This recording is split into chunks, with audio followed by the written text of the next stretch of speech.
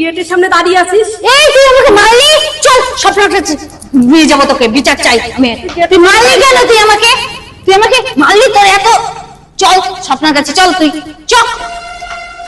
এ আমাকে মারলো, ওর বিচার চাই আমি। মেরেছিস? হ্যাঁ মেরেছি। ওকে 10 টাকা দে। আমার কাছে টাকা নেই। এই তুই ওকে একটা চড় মেরে দে,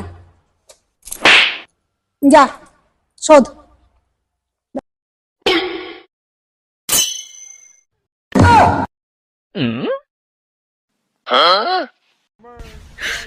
你别笑。